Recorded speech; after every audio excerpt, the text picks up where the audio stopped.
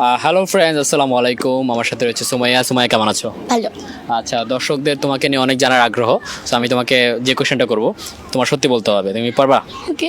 আচ্ছা, সেটা হচ্ছে তোমার বয়স কত বর্তমানে? কি একটা আপনি এটা ইয়ে করে দিলেন। আমার বয়স ধরতে গেলে ধর না 11তে পড়েছে। মাত্র 11 বছর?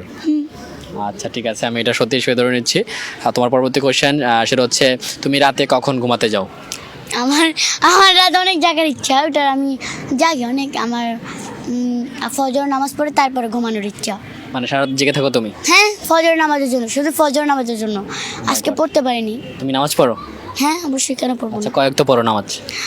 আমি আপনাকে বলি, আমি 5 ওয়াক্ত তো পড়তে পারি না, কারণ অনেক সময় কাজ থাকে। তার জন্য যখন আমি জেগে থাকি, যখন ফজর আজান অনেকটা আমি দিয়ে দেয়, তখন আমি অজু করে তারপরে নামাজ পড়ি। বাট আগে পড়তাম না।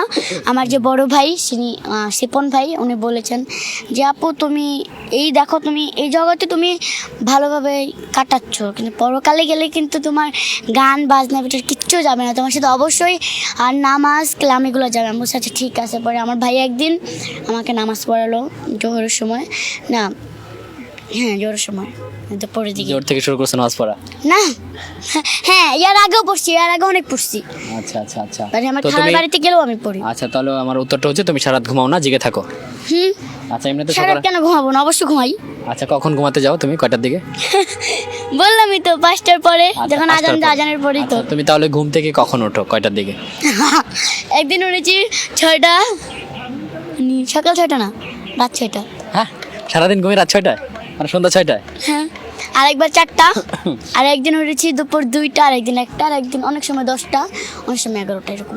আচ্ছা, অনেক অবাক লাগলো। সময় সন্ধ্যা 6টায় ঘুম থেকে উঠে সকাল 6টায় ঘুমাতে যায়। অনেক অজানা তথ্যটা আমি পেলাম। দর্শক, আশা করি আপনাদেরও এই তথ্যটা ভালো লেগেছে। আমি এখন পরবর্তী কাজ থাকলে তো আমার ঘুমানো হয় না, ঘুম হারাম হয়ে যায়। আচ্ছা, তো আমি লাস্ট কোয়েশ্চেন, সেটা হচ্ছে মন খারাপ থাকলে তুমি কি করো?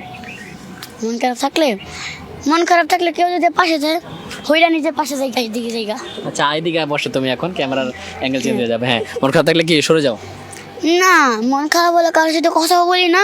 এমনি কিছু যদি না কিনা দেয় না, মন খারাপ করে বলছি জোরে, তবে বাধ্য হয়ে কিছু কিনা দেওয়া লাগে না, কিনা দেয়। পরে কিনা দে?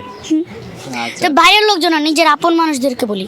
আচ্ছা, বাইরের লোকের সাথে রাগ করো না? ভাই তোমাদেরকে বলি না, অনেক কিছু কিনে দাও না, এরকম। কারণ তোমাদের সাথে আগে ছিলাম, তার জন্য আমার তোমাদের প্রতি, তোমরা তো আমার ভাই বলতেই পারি। একটা টান হ্যাঁ, আছে। তোমরাও আমাকে কখনো নিষেধ করো নি যে না তোরা যাবে না, বেটা কি যেতে পারবা না তুমি, তোমার এখন কাজ আছে, তখনও বলোনি কি, কখনো আশা করে বলবাও না। আচ্ছা আচ্ছা আচ্ছা, অনেক ভালো লাগলো সময়ের সাথে গল্প করে, আড্ডা করে। দর্শক, গল্পগুলো কেমন লাগলো, আড্ডাটা কেমন লাগলো, অবশ্যই কমেন্ট করে জানাবেন, ভিডিওটা শেয়ার করবেন। আল্লাহ হাফেজ, টাটা।